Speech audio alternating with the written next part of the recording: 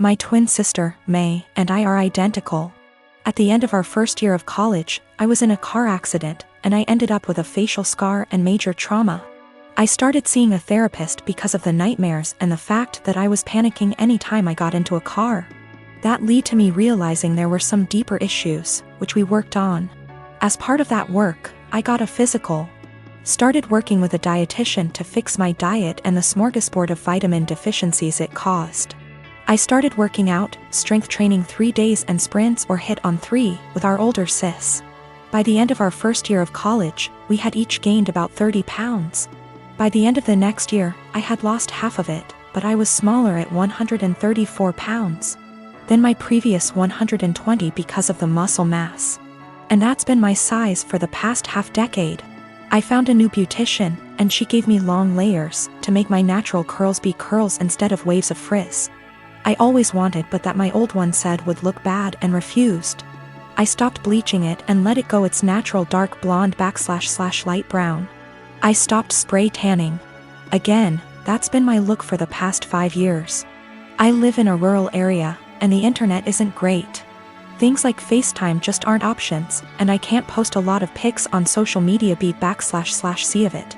This is relevant because a big issue is that May didn't see me over the quarantine. We talked on the phone a couple times a week, but it mostly revolved around her wedding planning. She got engaged before the Rona put us on lockdown. I wasn't her mo, so mostly I was being told decisions, not involved in the process. When it came to the bridesmaids' dresses, May sent our sister, SIL, and me a link and told us to get it in our size. Same with hair and makeup, but we had to arrange for a beautician because May's wouldn't do more than 4. And she wanted her friends at the appointment with her. Except she didn't do a bachelorette party with us, she did with her friends, or rehearsal dinner. So May didn't see any of us until the start of the wedding. She was livid. Apparently, she thought we would have stopped working out because of the Rona, even though we did it at home. Or that we would have stopped when she announced her engagement, so we didn't upstage her. She was mad because I didn't try to hide my scar and didn't tan, thought it would be implied.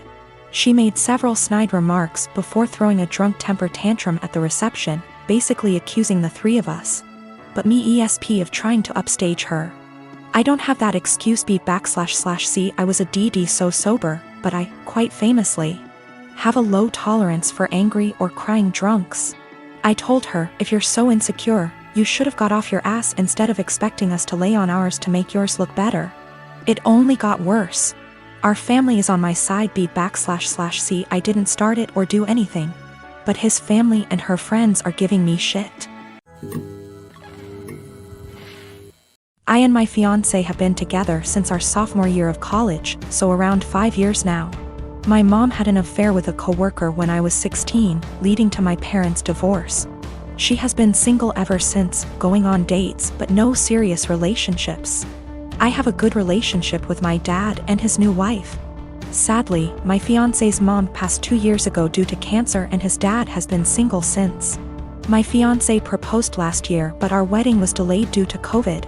Our families had never met up to this point because his family lives in South Carolina, whereas we're in North Carolina, where we went to college, around a 3 hours drive away from his dad.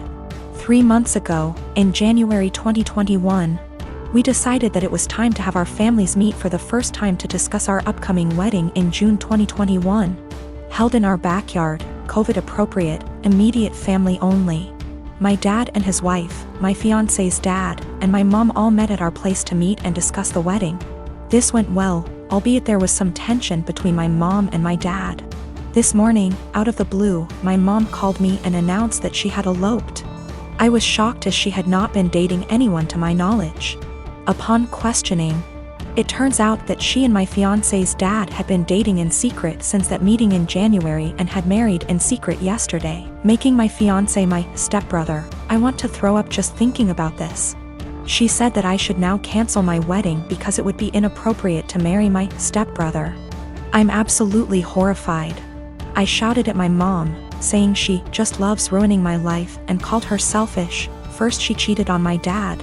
And now she went and married my fiancé's dad, knowing full well I was about to marry my fiancé. My mom then said I was still young and I'd have the chance to meet someone new, but she's old and Has to take every opportunity she's got, and so I was an ungrateful /*tch for not approving of her marriage. She then accused me of wanting her to die alone. I don't think I'm the asshole, but I just wanted to make sure because ultimately I don't want her to have to be alone, even though I think she did that to herself by hurting my dad. I think I should be allowed to marry my fiancé as we met first. I'm also 12 weeks pregnant with my fiancé's kid, so that complicates matters more. We haven't told anybody yet. I don't know much about whether it's legal to marry your stepbrother. Honestly, I still don't know how to feel about this because this still feels kinda gross to me. We'll probably be going low or no contact. I am a 36 years old male. My wife passed away 2 years ago. I have an 11-year-old son named Sean. I'm doing okay with money. I have a stable income and support system. I have a friend named Kate. We've been together since we were kids. She's like a sister to me, although she tends to boss me around. She's introduced me to her female friends, hoping that I'll settle down again. I told her I have other priorities and I'm required to focus on Sean and his health. He's diabetes. Kate thinks there's something wrong with me, but not everyone's circumstance is the same. I started noticing a pattern in her behavior after she introduced me to a friend of hers. She'd tell me to leave Sean at home when we hang out and meet her friends. She'd tell me to take down any pictures that have my son and wife in it because ladies will assume that I'm a single dad or still married, and that'd limit my chances in dating. I told her to knock it off, and she said that she was looking out for my social life, saying I'm ruining it and exhausting myself. I stopped talking to her for days. Then I decided to let it go. She's been insisting on bringing her friend to visit me with other friends. I agreed to have them as guests. Kate suggested I take Sean to stay with a relative since it'll be adult dinner, but I refused. He was comfortable in his home and didn't want to go. Kate was at my place before her friends arrived. I checked on Sean and told him to tell me if he needed anything before he went to sleep.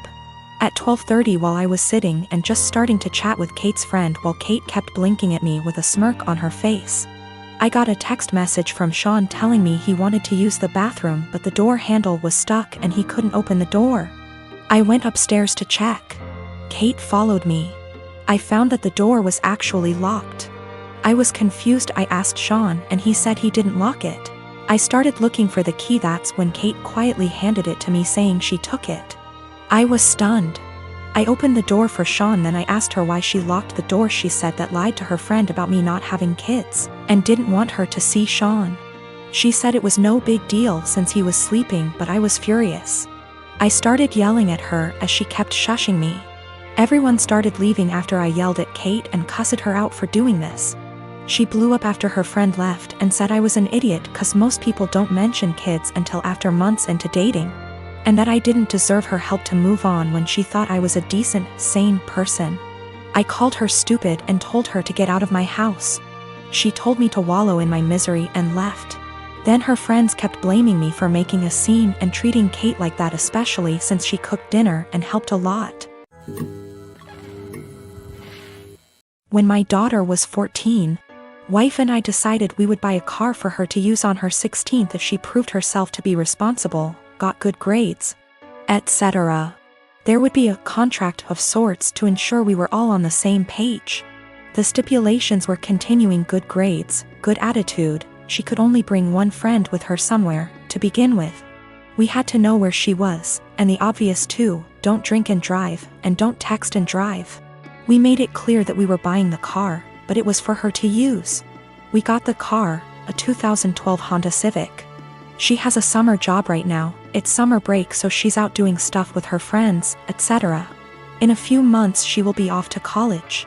Everything was going swimmingly, until someone on that Nextdoor app started posting pictures and videos of bad drivers in the area. And lo and behold, my daughter was posted with her face down as she texted and rolled through a stop sign. Once with her face down in her phone at a stoplight. I was livid. My wife was the one who showed it to me. We found out there were more instances from her Instagram stories, and we decided, no. Wife and I up and sold the car. We didn't lose very much in the process, except of course our daughter completely came unraveled. It's so unfair. I didn't hurt anyone, everyone's doing it, How am I supposed to get to work? What about when I go to college? Well, we said no, it's not unfair. You hurt us by being a shitty, irresponsible driver. No, not everyone's doing it. You can walk, ride your bike, or take the bus, and as for college, you don't need the car to get to and from classes, and again, ride your bike or walk. She tried to play the "how can you send your daughter to college without her safety in mind?" card, and I said, well, now you're concerned about safety? And she just up and screamed. This has everyone in our life up in arms and divided. Her grandparents think we're being over the top and awful, that grounding her would have sufficed. They've threatened that they will buy her a car again if we try to send her to college without one. The car is already sold, so there's no going back. I think what we did was absolutely correct, that actions have consequences and we would be in the wrong to pull back from that. In terms of her going to college? Well, she made that choice. She had a car, it came with certain stipulations, she disobeyed us, and now she pays the price.